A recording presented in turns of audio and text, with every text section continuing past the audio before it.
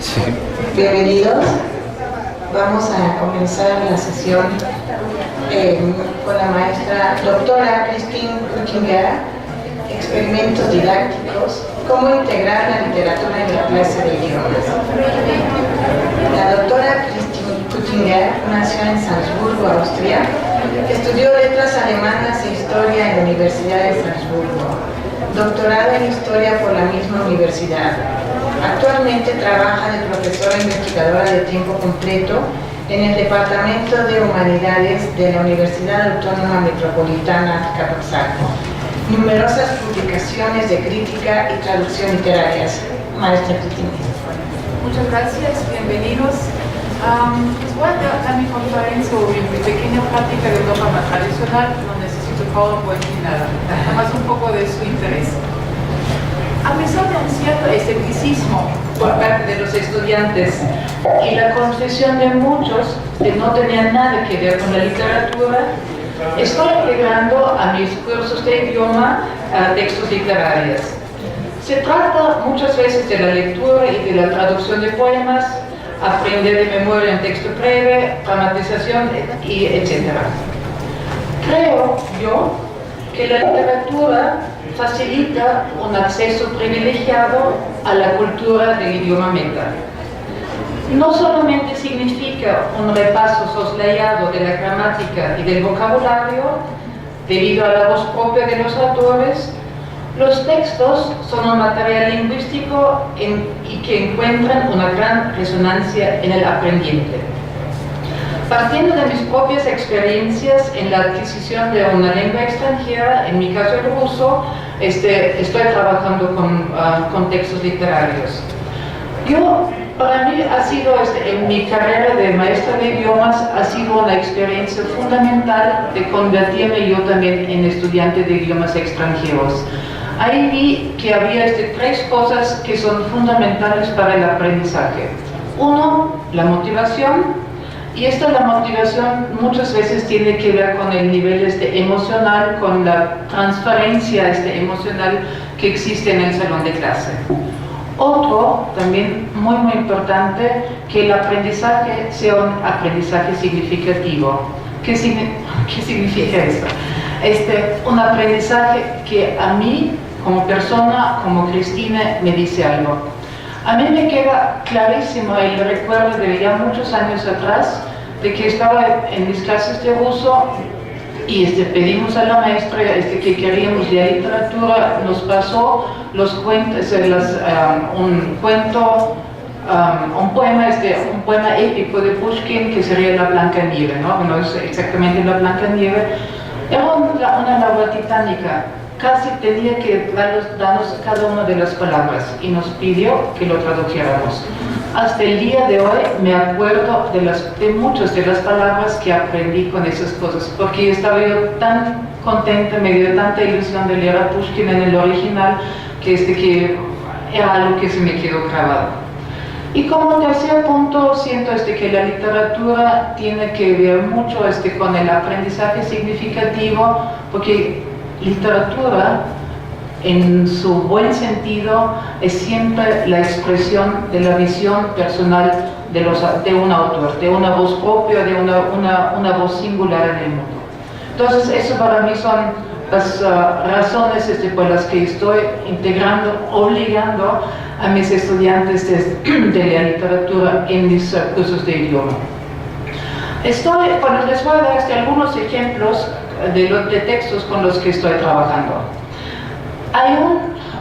Generalmente empiezo con un texto muy breve de Franz Kafka que me gusta mucho, que Franz Kafka tiene personajes, ahora te les voy a decir porque me gusta mucho, tiene personajes que son prototípicos, pero aún así casi siempre son personajes que no tienen mucha, diría yo, como vida propia, en el sentido de que no tienen rasgos demasiado peculiares, así que cada quien se puede identificar con ello y bueno, entonces generalmente estoy empezando, ahora te le van a decir, con un pequeño texto de Kafka que tiene como seis renglones, en alemán se llama Gib's auf, se podría traducir eso al español como olvídalo, ríndete, una cosa así. Entonces, leemos el texto,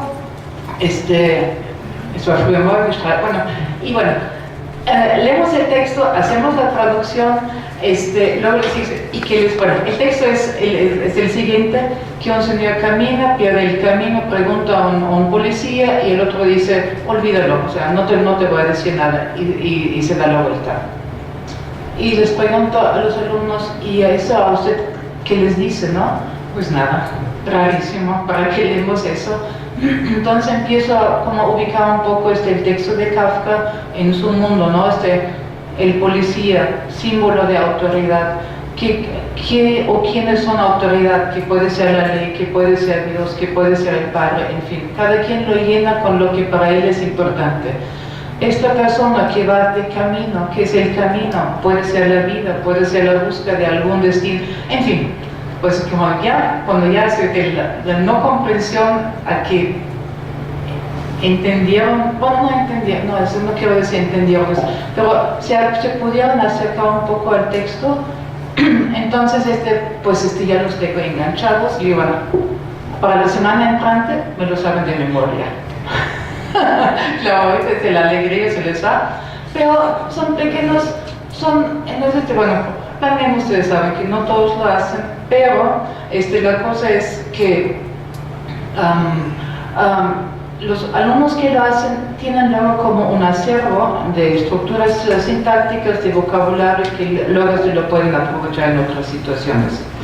Otro texto de Kafka que me gusta mucho usar es un texto que se llama Ante la ley, que es un texto que es que forma parte de la novela El proceso, que es también un texto, viene un señor del campo a la puerta de la ley y el vigilante le impide la entrada, y el señor ahí envejece y bueno, finalmente muere, pero antes de la muerte le pregunta al vigilante, ¿y tú, si eso ha sido la entrada a la ley, porque yo he sido la única persona en acudir aquí?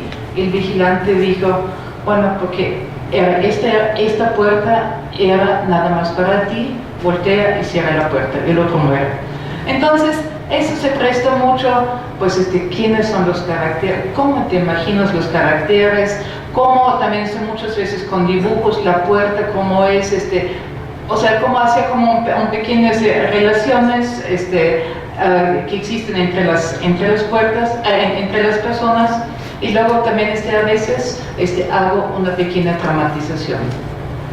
A dramatizaciones también se prestan mucho poemas. En alemán, en el siglo XVIII, en la literatura alemana, siglo XVIII, siglo XIX, tenemos lo que en alemán se llama Ballade, que no tiene nada que ver con la balada romántica de las acepciones en el castellano, sino son casi siempre textos, o sea, poemas, que pueden trabajar un hecho histórico o un hecho de las leyendas populares. Y hay muchos ejemplos y se prestan mucho son dramáticos, casi siempre terminan mal y se prestan mucho a la dramatización. Uno de esos que me encanta, no sé si únicamente uso textos que me encantan. Uno de esos que me encanta se llama es de Johann Wolfgang von Goethe, que es nuestro máximo exponente de literatura. El poema se llama Der Erlkönig, el rey Sauce, podríamos decirlo en español, y es muy bonito porque es justamente, Goethe vivió a finales del XVIII, principios del XIX, y es como esta transición entre el racionalismo de la ilustración y el irracionalismo, para decirlo así, del romanticismo. Entonces, la balada es que un padre cabalga con su hijo enfermo a casa y el hijo está delirando y dice, papá, ¿no ves al rey Sauce ahí que me habla y que me quiere seducir? Dice, no, es la neblina, son las ramas. Y bueno, al final llega a su rancho y el niño en sus brazos ha muerto, ¿no? O sea, las explicaciones racionales no tienen que ver con lo irracional que también podemos percibir. Bueno, ¿cómo procedo? El texto lo leo, explico todas las palabras, Entonces después les digo a los alumnos que por favor que hagan una traducción bonita al español, o sea, no una traducción literal, bueno, del sentido, sino que algo que también siempre me gusta que ellos tengan una sensación y como un sentido lúdico para su propio idioma, entonces algo bonito, una traducción bonita. Y bueno, también les pido que lo lean el texto en alemán varias veces con voz alta para que lo puedan declamar. Y finalmente también, yo recurro mucho, a mí me gusta mucho memorizar, aun cuando no lo hago con mucho éxito, debo decir, pero me gusta, les pido memorizarlo. Y al final del trimestre, hagamos generalmente una dramatización. Entonces, los alumnos a veces son grupos de 4 personas, uno es el narrador, otro es el padre, el rey Sauce y el niño, ¿no? Y como los estudiantes son muy creativos, entonces te hacen la cabalgata que yo no puedo, el sonido del viento, todo eso. Y es una actividad que por un lado estamos empleando el alemán, por otro lado nos estamos divirtiendo mucho y por tercer lado tenemos un producto creativo, sino artístico, precioso. Hablando de productos lúdicos, creativos, hay otra vertiente en la literatura de habla alemana, bueno, austríaca más que nada, que se llama concrete poesía, poesía concreta, que trabaja con el lenguaje, usa el lenguaje como material, ¿no? Entonces, por ejemplo, hay un poema que es, bueno, ahorita hago la traducción, Schützengraben, que es trinchera, entonces que es un poema onomatopeico, entonces es igual trinchera, o sea, como imitando el sonido de las metralladoras y de las balas y todo eso. Entonces presento cosas así, hay poemas, por ejemplo, que trabajan con una sola vocal, otros mockstrots, otro trot, bueno, en fin. Entonces les digo, ¿por qué no? Pues tratemos de usar este idioma así, o sea, como, no sé, con ayuda del diccionario, o sea, hacer algo así. Generalmente tengo muy buenas respuestas. Muy buenas respuestas también tengo en el sexto nivel. Generalmente incluyo un ciclo de poemas y este ciclo lo hago como de una forma cronológica. Empiezo generalmente con la literatura barroca, Matthias Claudius, que también pues muchos de nuestros compositores, Schubert, han hecho composiciones de lieder, de canciones sobre esos poemas. Y también procede de tal forma que lo leemos, que pido la traducción y que pido que lo traduzcan. Que lo lean, que son más bien como ejercicios de fonética, ¿no? De fonética y como de ver el idioma y también ver un poco los diferentes ángulos de cómo, bueno, como yo digo, de cómo se puede ver el mundo. Y para mi gran sorpresa, pero bueno,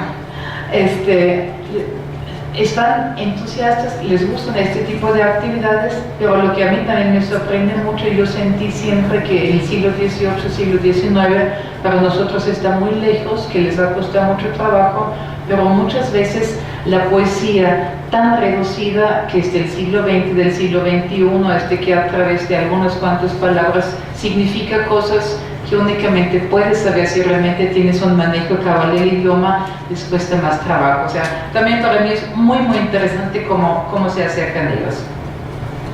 Y bueno, y otro de lo que también quería platicarles un poco, en el séptimo trimestre incluí algunas veces de la lectura de una novela. La lectura de una novela de nuestra premio Nobel, Elfriede Jelinek. La novela se llama en alemán Die Liebhaberinnen, en español es Las Amantes. Es una novela, ¿por qué incluyo la novela? O sea, yo apuesto siempre por la literatura, pero también apuesto también por la lectura, porque la lectura es como te enriquece, aprendes sin que te das cuenta. Y esta novela de Elfriede Jelinek es una de las primeras novelas que escribió, Es una de las primeras novelas que escribió y tiene mucho de la jerga de alemán cotidiano, o sea, son frases muchas veces breves, frases cotidianas, frases que ya han trabajado los estudiantes, eso por un lado. Por otro lado, pertenece como al esquema de novela pop, entonces como que es un montaje como de estereotipos o clichés prefabricados que también hacen mucho más fácil la comprensión. Y en tercer lugar, Jelinek es Jelinek, siempre trabaja con el idioma, tiene neologismos y todo, pero bueno, es la labor del maestro de explicarlo. Pero también trabajo como con dos tipos, con dos mujeres, y bueno, uno es el ejemplo bueno y el otro es el malo. Y como Jelinek es una feminista a ultranzas, pues el ejemplo bueno entre comillas, es Brigitte, la mujer que busca su felicidad en el matrimonio, y Paula es el ejemplo malo que se casa por amor y fracasa rotundamente. Entonces, pues ¿cómo lo hago? De la novela saco 10 capítulos que me parecen interesantes y les doy esos 10 capítulos, pero también con una traducción. Los capítulos son breves, son 4 cuartillas, donde también siempre es un trabajo de una semana a la otra, y entonces les doy el texto en original, les doy la traducción al español, y después les pido que lo lean, y después digo, primero la ubicación, quiénes son, tengo diferentes acercamientos que ahorita ya no me da mucho tiempo para decirlo, pero uno, quiénes son los personajes, cómo están caracterizados, ¿no? Otro, en algunas ocasiones pido que hagan una comparación de traducción, les doy una traducción al español y les doy otra, y díganme cuál es mejor, por qué es mejor, o sea, como retándoles que ellos ya pueden usar su propio manejo del idioma para darse cuenta cómo son los diferentes registros de la traducción. En fin, podría decir todavía muchas más cosas. Estos textos los estoy utilizando para reforzar el lenguaje, el texto de Jelinek, el lenguaje cotidiano, pero también para ejemplificar algunos dichos, algunas frases hechas que tenemos en alemán, luego tratar de entender un poco el manejo del idioma. En fin, eso es lo que estoy haciendo en mis clases. Siento que lo hago con un cierto éxito, o sea, con un cierto éxito muy sorpresivo para mí, porque mis estudiantes que son de ingeniería, de diseño, de carreras que no tienen que ver de derecho, que no tienen que ver con literatura, al final pues dicen, estaba padre lo que estábamos haciendo. Pues muchas gracias.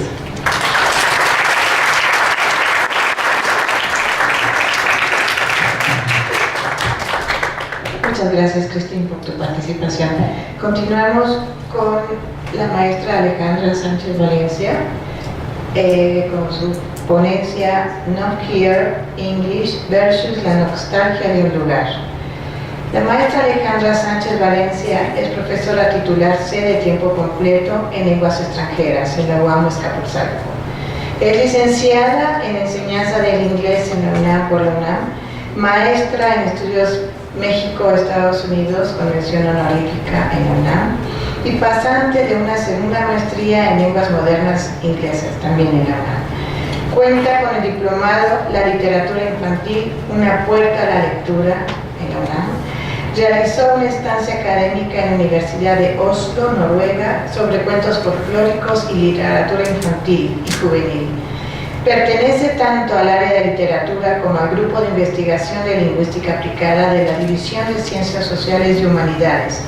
Pertenece al grupo Fronteras de Tinta de la FES Azcatlán.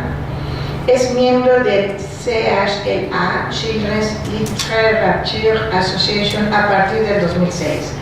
Cuenta con publicaciones nacionales e internacionales, tanto de artículos como de obra propia, cuento y novela corta. Ha sido entrevistada en Univisión en Estados Unidos y en Canal 22 en México. Muchas gracias.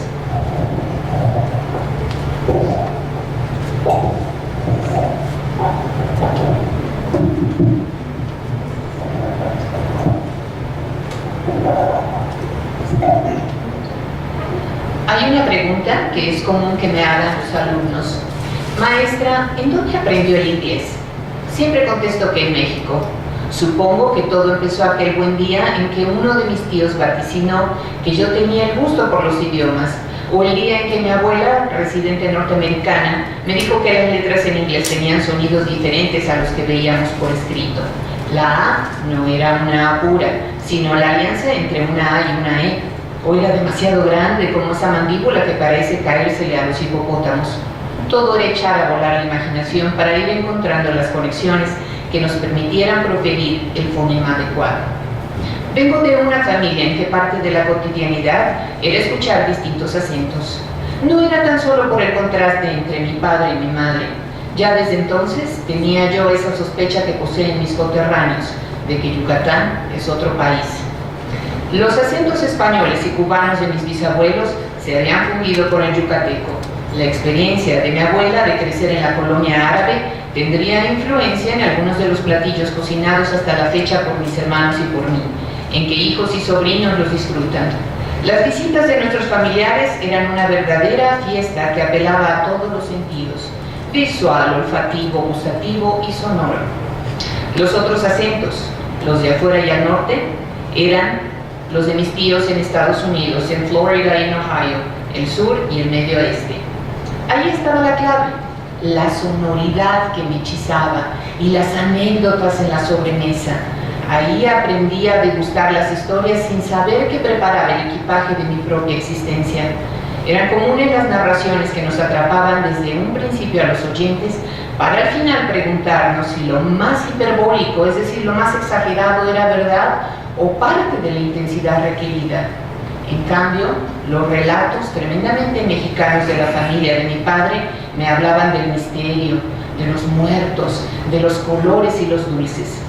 Mis estudios formales del idioma los llevé a cabo en plena adolescencia y tuve la fortuna de que muchos de mis maestros eran aquellos norteamericanos románticos que aprendieron español y viajaron por Latinoamérica para hacer de México su hogar.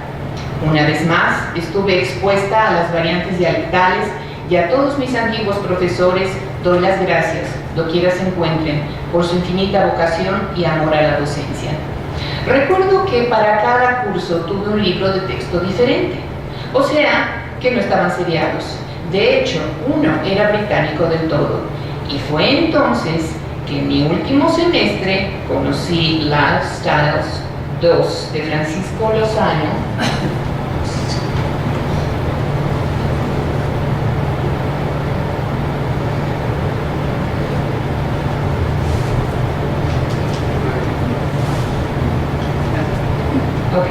de Francisco Lozano y James Sturtevant.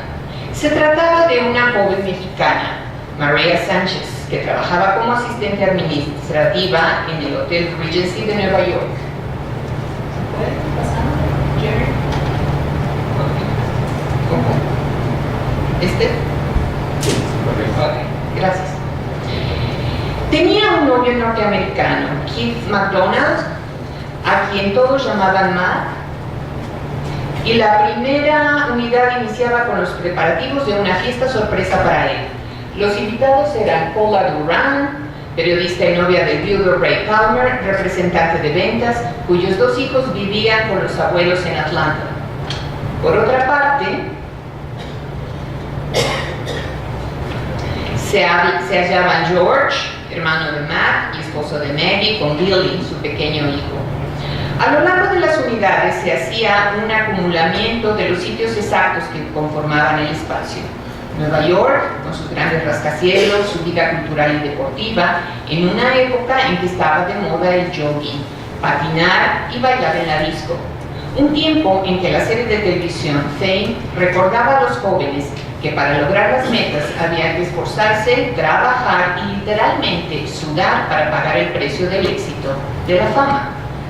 Un tiempo que también acumulaba otras narrativas del esfuerzo para alcanzar los sueños, como el caso de Rocky Balboa y su famosa frase: esto no se acaba hasta que se acaba.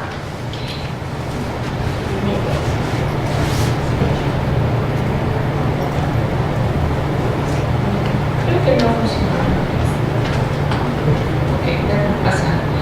En En otras palabras, no se trataba de los discursos que creaban la atmósfera, sino de una geografía que podía seguirse imaginariamente.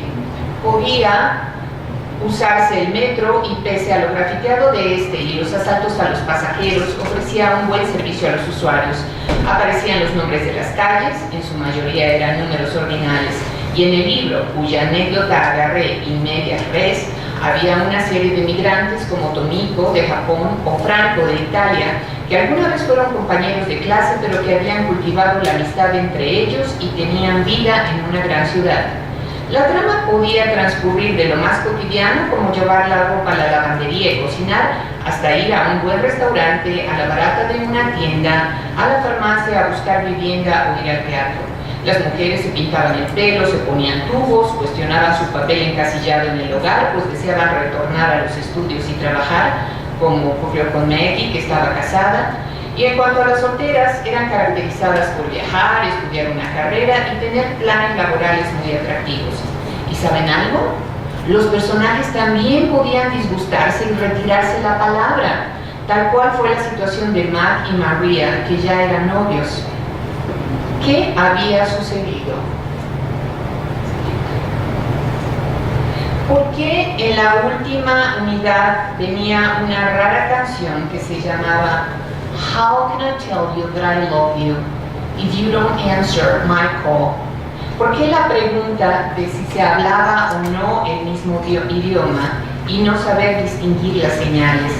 Finalmente, ¿por qué tanta metáfora y hablar de ser trenes con líneas diferentes o tener los circuitos sobrecargados? Y además esa insistencia en que el silencio es como una gran munición de cañón que mata al amor. Una vez más me hallaba entre las anécdotas y los relatos, entre lo propio y lo diverso. Ahí terminó aquel curso con la consecuente constancia del dominio del idioma.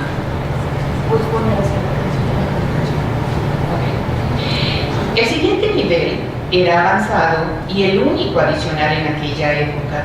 Tenía mucho de TOEFL y nada de lo que me atrapó el semestre anterior. No importaba, yo quería saber el final de la historia, pero no solo eso, quería saber el principio.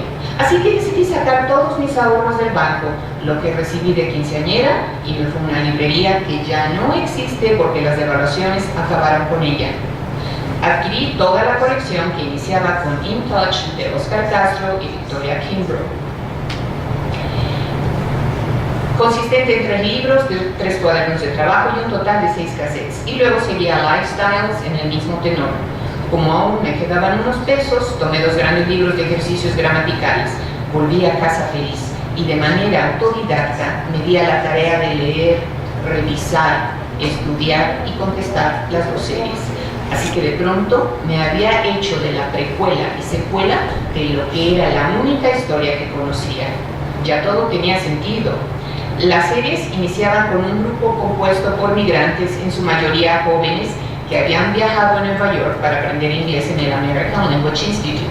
Entre sí mantuvieron una relación de camaradería y compartieron información sobre sus respectivas familias y países, lo que daba un toque de interculturalidad, aunque el espacio seguía siendo totalmente neoyorquino. Había un egipcio, Ali, casado y con hijos, un brasileño soltero, hijo de un famoso restaurantero en Río, Tomiko Sato, japonesa, Franco, italiano, la mexicana María Sánchez y algunos otros que, conforme avanzó la serie, se vio que solo habían sido personajes de relleno.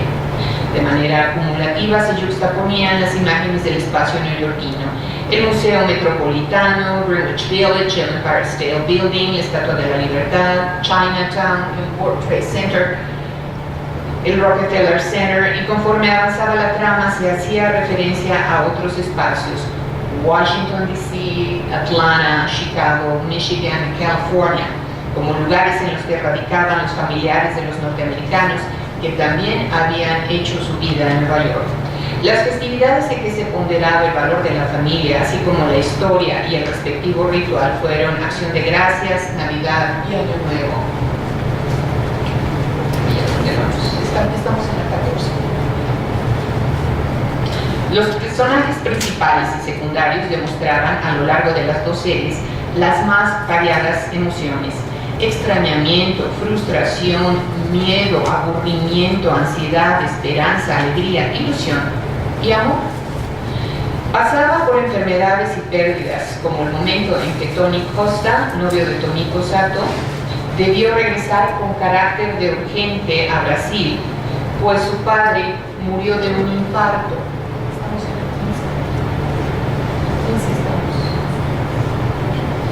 Okay. Y entonces debía responsabilizarse por sacar adelante el negocio familiar. Así que vía telefónica y por escrito giró las instrucciones de cómo repartir sus pertenencias entre sus amistades en Nueva York y lo demás donarlo al Ejército de Salvación. Así se despidió de Tomiko, a quien echaba de menos e invitaba a visitarlo, pero aclarando que en un futuro cercano le sería imposible retornar a los Estados Unidos por cuestiones familiares y laborales. Por fin pude cerrar el círculo. Aquella canción repleta de metáforas expresaba el sentir de Mac, pues él y María se habían distanciado ya que él estaba próximo a terminar sus estudios y estaba preparándose para los exámenes y trabajos finales. En el último libro se deja entrever que un posible final es que esta pareja, la de Mac y María, contrajeran nupcias, aunque no de inmediato, y migraran en busca de mejores horizontes laborales a California. Y esa fue su historia. Ya yo continué con la formalidad del idioma, pero ya a otro nivel, en la licenciatura y en las 2 maestrías. Durante el ejercicio de mi profesión y particularmente en los últimos años, he observado cómo cada vez, en aras de una globalización, se recurre una y otra vez a lo que considero nowhere English. ¿A qué historia se pueden aferrar los alumnos? ¿De qué personajes se pueden enamorar o con quién se pueden enemistar si todos cambian entre una y otra unidad? En un futuro, cuando sean mayores y vuelvan la vista a sus clases y textos de inglés, ¿qué recordarán? ¿A quién recordarán? Me viene a la memoria una ocasión en que Jack Richards amablemente se sentó a la mesa en que estábamos mi marido y yo. Escuchó esta última reflexión de la que ya les he hablado, Nowhere English versus la nostalgia de un lugar. Me explicó que esa era la tendencia, lo que pedían las editoriales a los autores. La apuesta era por la aldea global. Y finalmente, si tanta era mi nostalgia, había por ahí 2 series de ese tipo en el mercado. Sonreímos y nos despedimos de manera cordial. Pensé que el mundo en que vivimos ha cambiado. Después de algunos recorridos por Egipto, Israel y Rusia, y antes de ir a Noruega, Grecia y Turquía, decidí ir a Nueva York y ser testigo de lo que de alguna manera ya había vivido con mis amigos de Lifestyles. Emocionalmente había una deuda pendiente con aquel espacio y aquella atmósfera. Pude viajar en el metro, recorrer algunos barrios,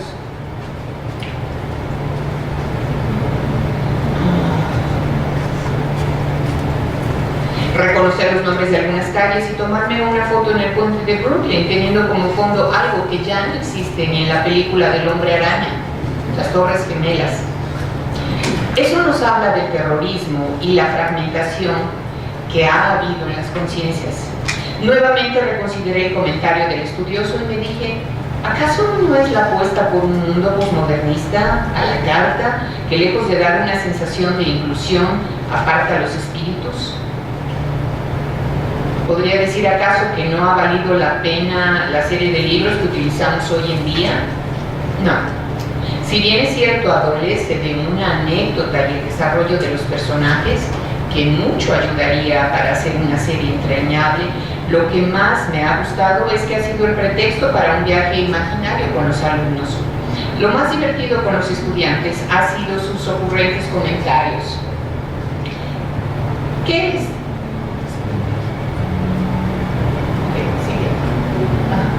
¿Qué es trabajar con un dog walker?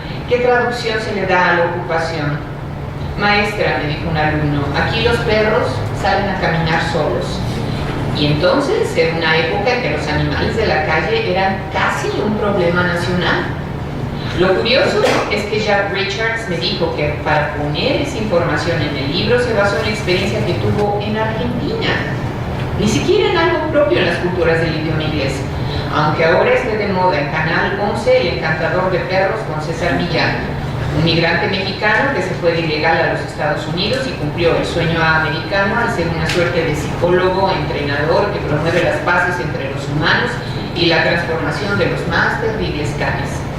Siempre digo a mis alumnos que les ha tocado la época de la globalización con las ventajas y desventajas que se pueden tener. Digo a los estudiantes que será muy probable que viajen, tal vez, a lugares que ni imaginan. Hace un par de años uno de mis exalumnos vino a visitarme. Había pasado un año entero en China, el de las Olimpiadas, y su inglés le sirvió como lengua franca. Su joven rostro reflejaba satisfacción y quería darme las gracias porque, de algún modo, sus clases de inglés le ayudaron. Me trajo un llavero con un pequeño oso panda. Hago votos para que los alumnos tengan historias y recuerdos a los cuales aferrarse en su aprendizaje del inglés y que ellos les sirvan cual brújula en los momentos en que la ilusión de las muchas opciones y diversidad en el mundo a la carta amenacen con solo confundir. Muchas gracias.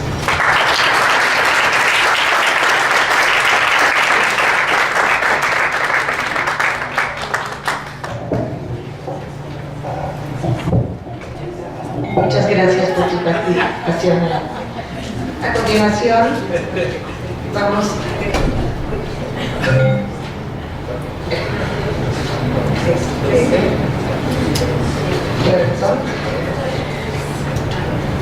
el maestro Marquet Montiel Antonio es Albert Camus, una reflexión sobre el poder a través de la pieza Calígula.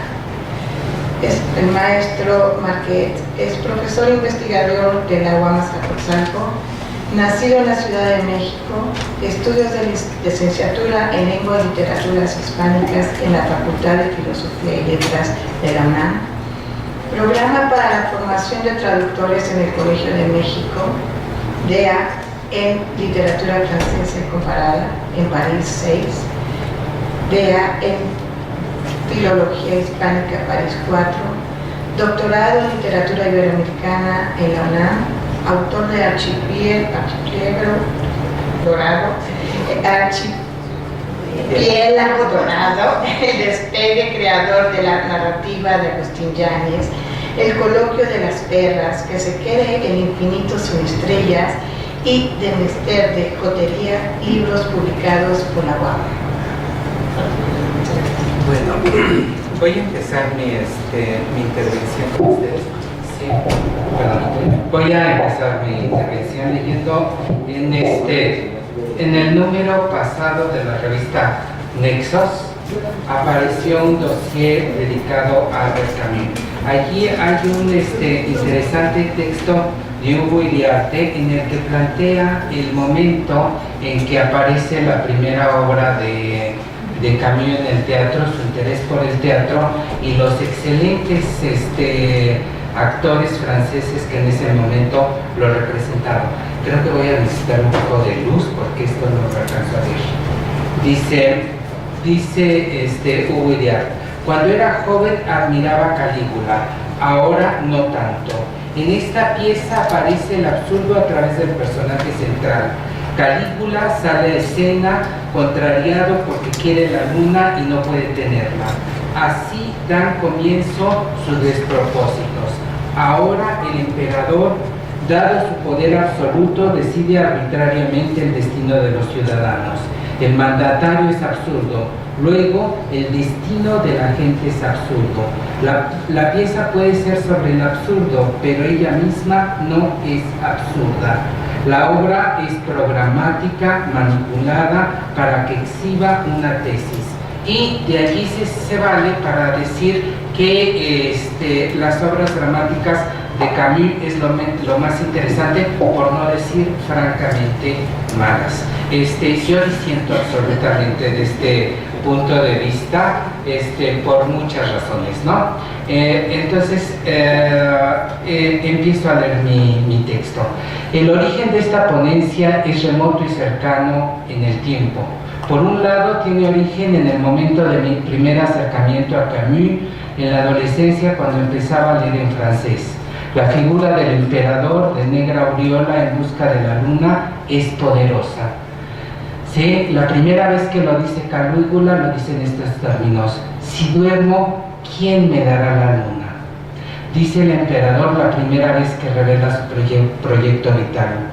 En aquel momento adolescente no alcancé a comprender más que el horror de las arbitrariedades imperiales. Sin embargo, la afirmación de Calígula era, para decirlo en francés, médusante. Mi segundo encuentro, también inesperado, con Calígula fue más de 3 décadas después en La Habana.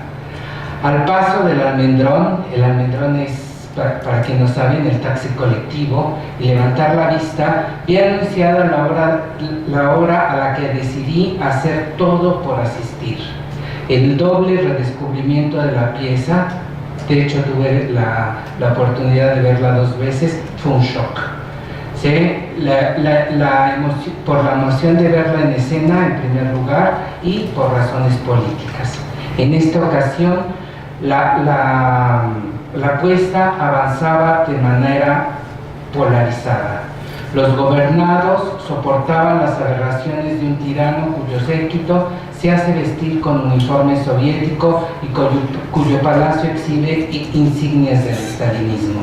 Me sorprendió la crítica abierta e inequívoca al régimen cubano desde la escena, lo cual, junto con las acciones dominicales de las damas de blanco a la puerta de una iglesia en Miramar, modulaba la idea del ferro control estatal. Tejido con una serie de frases deslumbrantes, inteligentes y dotadas de una gran contundencia, el texto, cuando se lee, se potenciaba con el contexto político de Cuba. Estoy seguro que si pusieran Calígula en Italia, tendría que ver con el Cavaliere, en México con Calderón, el PRI, las estrellas, o su canal al menos, porque la obra de Camus es sobre la tiranía. ¿Sí? Seguramente, en todo caso, en el momento histórico de Camus, se pensaba sobre todo en Hitler y en una cátedra de tiranos históricos, ¿sí? Y en el mismo caso francés, ¿no? Mi sorpresa ante la puesta fue mayor porque se sabe que el régimen cubano es alérgico a la crítica. Sin embargo, las referencias de la puesta en escena de Calígula al régimen castrista eran tan directas y tan obvias que ahora mismo no entiendo cómo se pudo presentar esto en escena. Cierto es que todo en la obra estaba bañado con farsa. Al inicio, el espectador se topa con un prolongado prólogo. El prólogo no lo pude retratar porque era muy oscuro, no había la suficiente luz para sacar fotografías. El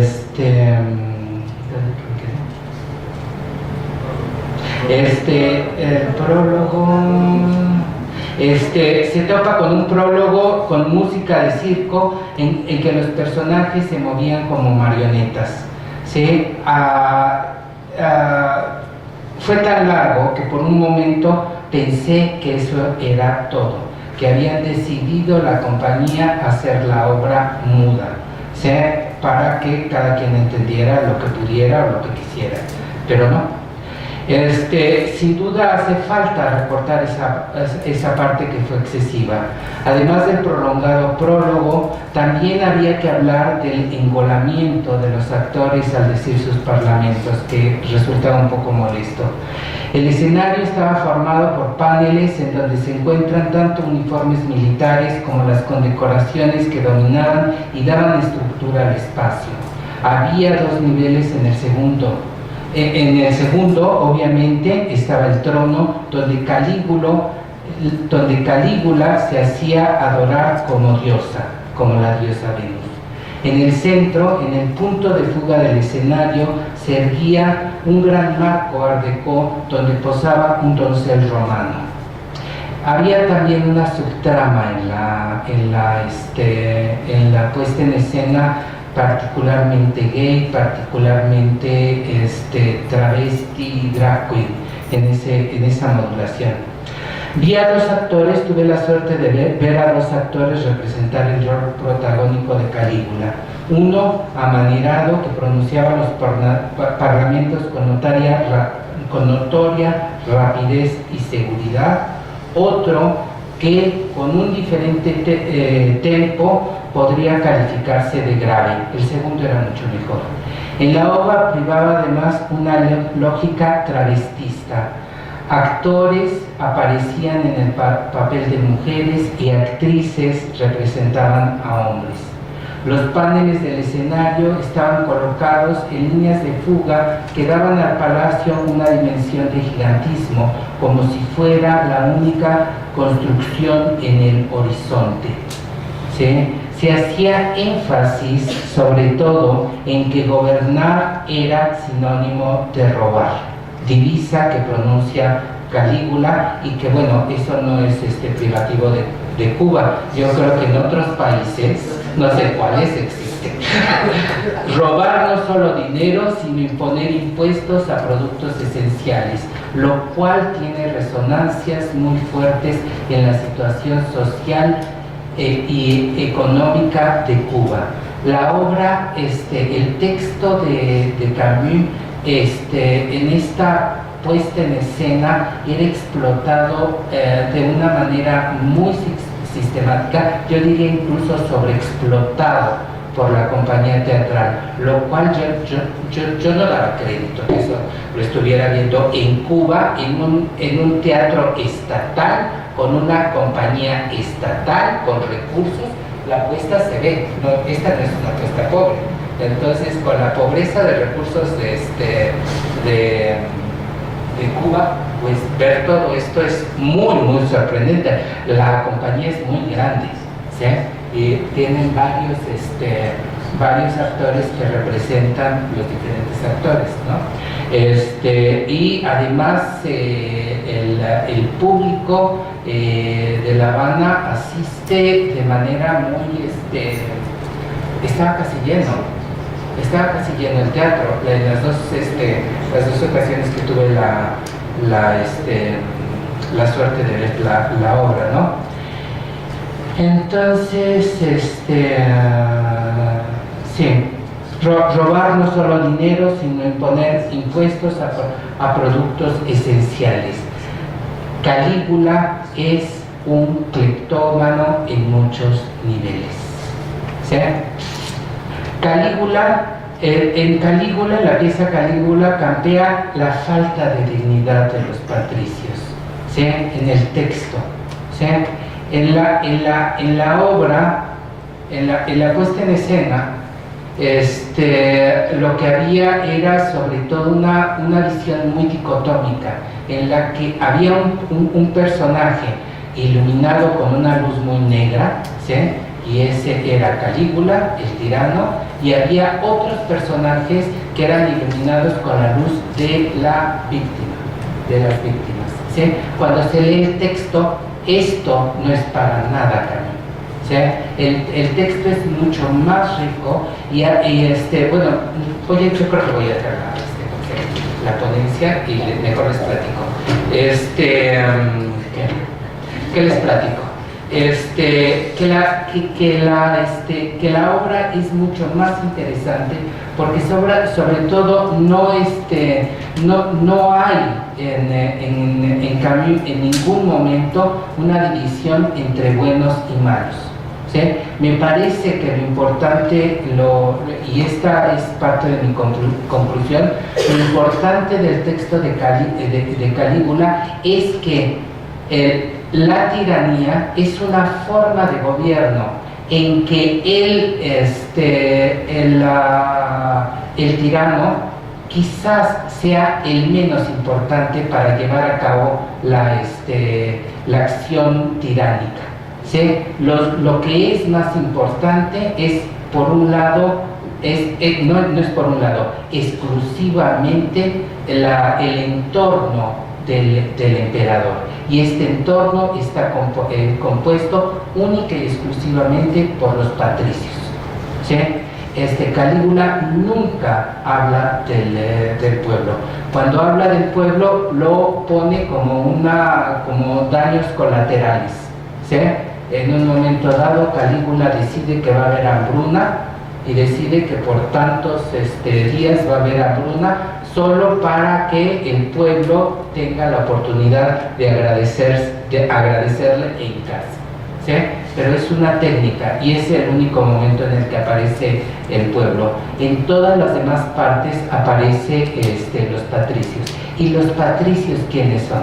Al principio aparecen como una clase particularmente soberbia, muy pagados de sí mismos, con una seguridad impresionante y un poco sorprendidos ante esta rareza, ante estos rasgos inquietantes de Calígula. Pero lo que les inquieta es que Calígula quiera ser, por un lado, poeta, que le interesen las artes, y por otro lado que quiera ser bueno. ¿Sí? Eso para un gobernante les parece que no sirve para nada, y hay frases extraordinarias de Camus en donde dice, hemos tenido emperadores que les interesa la poesía, pero afortunadamente dejan la poesía de lado y se dedican a la labor burocrática. Todas estas frases de las cuales está llena la obra Calígula, habría que analizarlas de una manera muy, con mucho detenimiento, porque creo que hay muchísimas cosas, ¿no?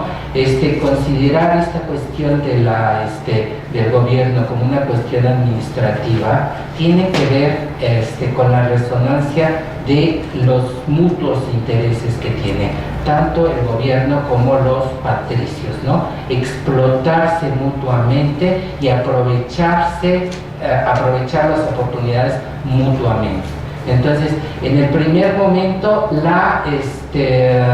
los patricios es una clase acomodada que buscan su comodidad, sus privilegios, y no les importa que sepa nada Calígula, que sea tonto, eso no importa, ¿no? Llega tal el cinismo que en un momento dado le pregunta Calígula a uno de los patricios, ¿y tú cuál es tu opinión? Y dice, yo soy muy inteligente, yo no pienso. O sea, yo digo, ay, parece como México. Yo estaría pensando en el gobierno de Peña Nieto, Camus al escribir esto, quién sabe, es una duda que tengo. Pero a medida que va avanzando la obra, el emperador va humillando sistemáticamente a los patricios. ¿En qué consiste la humillación? ¿En qué consiste las vejaciones que les imponen? Las vejaciones consisten únicamente en hacer literal sus ofrecimientos, ¿sí? Es decir, en algún momento está Calígula enfermo y uno dice, daría la vida por salvar al emperador. Calígula lo oye e inmediatamente lo manda a ejecutar. O sea, porque el proyecto de Calígula tiene que ver con eso, con que reine la verdad, con que desaparezca el reino de apariencias, que desaparezca toda esta cuestión de los elogios desmesurados y de construirse un capital fácil a través de los elogios. Entonces, cuando uno lee Calígula, Calígula es un monstruo, nadie lo puede creer, nadie lo puede quitar, ni nadie tiene interés en quitárselo. Sin embargo, el Calígula de Camus es un ser inteligente, es un ser que apuesta por un proyecto de verdad, apuesta y paga por su vida, y paga con su vida. Entonces, tiene una ética y se la juega. O sea, entonces, leer el texto de Calígula, el proceso por el que yo llegué a mis conclusiones, pues fue en primero la incomprensión que yo tuve en el primer acercamiento a la obra de Calígula, en la cual la sorpresa fue tan grande que no me permitió entender nada. Una lectura adolescente, ¿sí? Y la segunda fue esta puesta en escena cubana, que me sorprendió muchísimo, pero que es una visión muy sesgada de la obra, que también a mí me parece válido, ¿no? Lo hacen vivir el texto y hacen que la gente esté allí en el teatro. Eso me parece maravilloso. Y la tercera, yo creo que es pensar la cuestión de la tiranía no como no como algo antiguo, algo romano, sino como algo que nos está sucediendo actualmente, y que es una forma de gobierno de una clase en el poder, y donde lo menos importante es el tirano. Lo importante es una clase en el poder acomodaticia, indigna, que no le interesa nada en absoluto, ¿no? Y soportan las peores humillaciones, ¿sí? En cuestión de religión, en cuestión de sexualidad, en cuestión de muchas cosas. La obra es de una riqueza impresionante, ¿sí? Es una lástima que no haya tenido tiempo de entrar en cómo en la obra Camus pone el emperador tiene interés en humillar, en irrumpir en la vida privada de los patricios, ¿no? Y les impone una cierta sexualidad de burdel, los obliga a visitar el burdel. Quien no visite un número de veces el burdel que pertenece a él, es condenado a la pena de muerte, ¿sí? Entonces, pues, esta cuestión hay que pensarlo mucho. También tiene una reflexión muy importante y muy sorprendente sobre la literatura. ¿Cuál es las condiciones de la producción cultural, literaria, poética dentro de una dictadura, ¿sí? Es muy interesante el texto, y a mí me parece que es un pensador que hay que leerlo, no con el desprecio de esta gente de teatro, sino con un detenimiento más filosófico. Muchas gracias. Muchas gracias. A continuación tenemos unos minutos para preguntas, si alguien quiere preguntarle a alguno de los ponentes.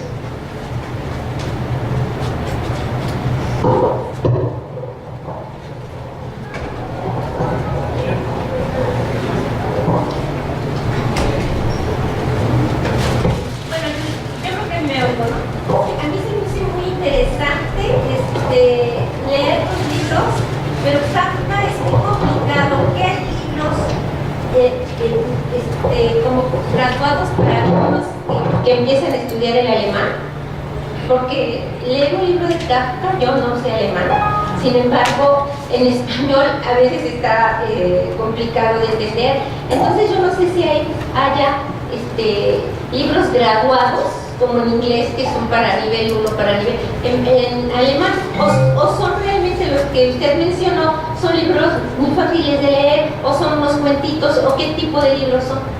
Perdón. Sí, de Kafka no estoy leyendo libros, porque coincido con usted que es demasiado complejo. Lo que Kafka tiene entre sus cuentos reunidos, o en la obra completa, en los cuentos tiene lo que llamamos parábolas. Y esas parábolas muchas veces son de 3 o 4 renglones. Entonces yo estoy usando textos muy muy cortos. Y bueno, y también como el pensamiento y la simbología de Kafka es muy oscura para quien no ha tenido acceso a ello. Entonces, yo siempre uso un texto muy breve y doy una interpretación que obviamente es mi interpretación, o cosas que yo he leído sobre esos textos para facilitar un acercamiento. Pues siempre son textos breves. Y el texto Ante la ley, que es un texto con no me acuerdo, creo que son 2 cuartillas máximo, es una parte de un libro nada más. No, Kafka no se podría dar un libro, no.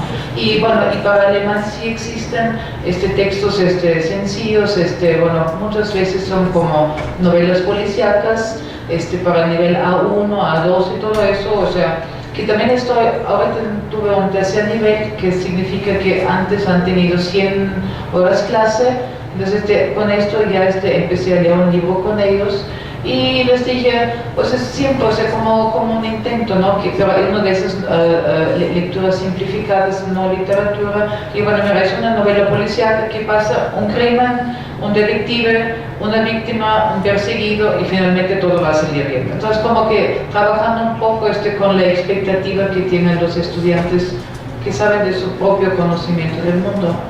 Sí. Gracias. Gracias. Bueno, para educar, ¿usted considera que es recomendable la traducción en la enseñanza, bueno, usando la literatura, en la enseñanza de las extranjeras? ¿Cree que sea recomendable traducir el texto? ¿Traducir qué tipo de textos? O sea, textos literarios. No, está Bueno, como parte de un experimento, sí. O sea, por ejemplo, lo que yo estoy pidiendo una pregunta muy interesante, porque bueno, yo estoy pidiendo traducciones, pero no traducciones de textos en prosa, sino de poemas, ¿no? Que es como que es un lenguaje muy sucinto y pues bueno, igual creo que sí es recomendable, pues porque lo estoy haciendo, pero ahora estoy como tratando de buscar un razonamiento teórico para ello, pero yo creo que eso es un buen ejercicio. Es un buen ejercicio, porque yo creo que en una traducción, el traductor, yo creo que es el lector más intenso, más concentrado, que tiene la lectura más precisa de algún texto, ¿no? Entonces yo creo que en ese sentido sí conviene traducir. O sea, no como único recurso didáctico y pedagógico, pero de repente sí. De repente, bueno, pues igual debo decir una cosa, de repente había por mucho tiempo el enfoque como comunicativo, donde todas esas cosas, digamos, más escritas, más como literarias, no se veían tan bien, ¿no? Porque el reto era comunicarse a como de lugar.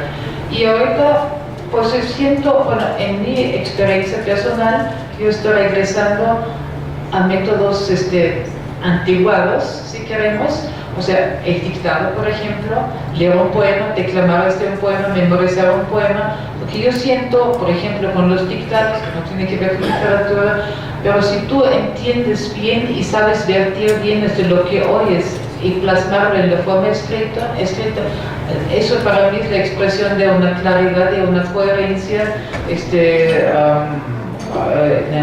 el aprendizaje, ¿no? En fin, es una discusión abierta. La última pregunta.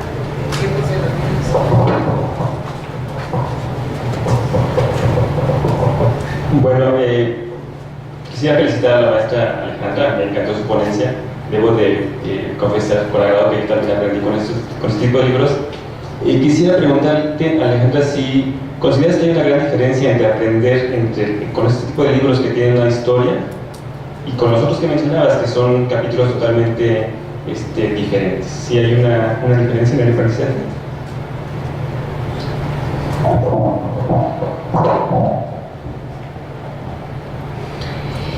¿Sabes? Aquí fue una cuestión de haber hecho clic con el material, ¿no? Porque parte de lo que traigo en esta historia es justamente cómo quise saber qué pasó antes y qué pasó después. Ya me había atrapado la historia, ¿no? y en teoría había terminado ya de estudiar el idioma, ¿no? Y quise seguir por mi cuenta. Yo creo que los seres necesitamos de las historias, nutrirnos de ellas, agarrarnos de ellas. Y entonces creo que por lo menos si el alumno dice, bueno, este personaje me cae muy mal, o este es el malo de la obra, va a recordar o va a haber un seguimiento, ¿no?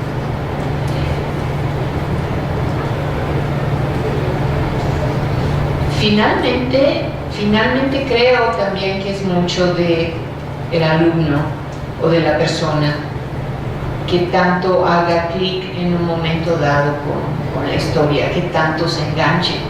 O sea, a quienes nos gusta leer, pues se nos pasa el tiempo volando, pero a los que no les gusta, pues pregúntales la campaña de los 20 minutos y verás si no lo van a sentir como una penitencia, ¿no?